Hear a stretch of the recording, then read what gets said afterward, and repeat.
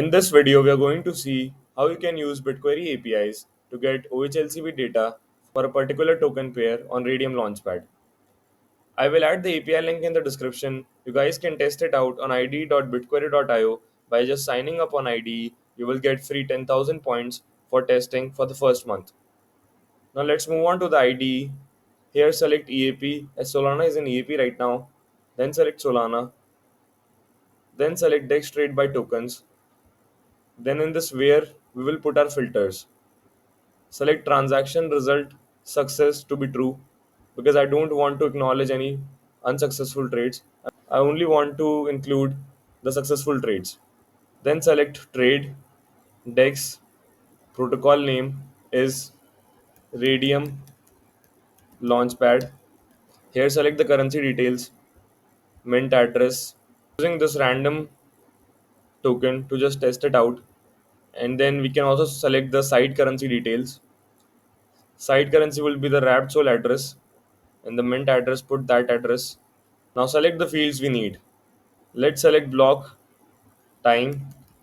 In this select interval. In interval select the count. Let's say in every 1 minute and here select minutes.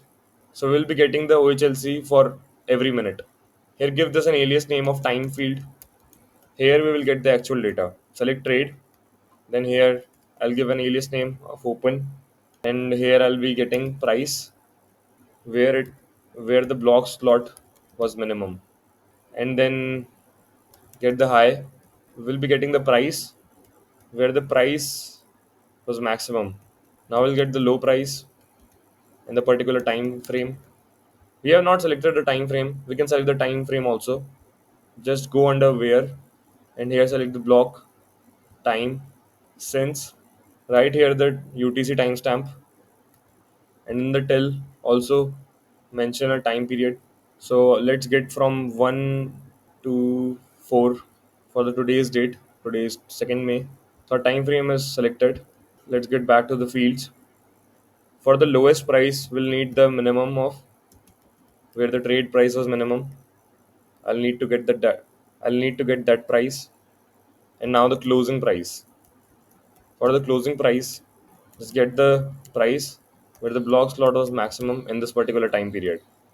That will be the closing price. Now also get the volume, do sum of trade side amount in USD because it might happen that for our primary token we don't have the price in USD, so we'll not have sometimes trade amount in USD. But in a trade, both of the sides have this equal amounts in USD, so I'll just use the side amount in USD. And side currency is wrapped sol, so that's a prominent currency that's we are sure that we are going to have the price for that in USD, and we'll definitely get the trade side amount in USD for that. So our query is done now. Let's put on some limits here, like limit count 100 on the response, and the order of the OHLC. Let's select according to descending order according to block time field. Let's do here descending by field because we are using alias name to order. So we'll need to use descending by field, block time field. Now let's run this query.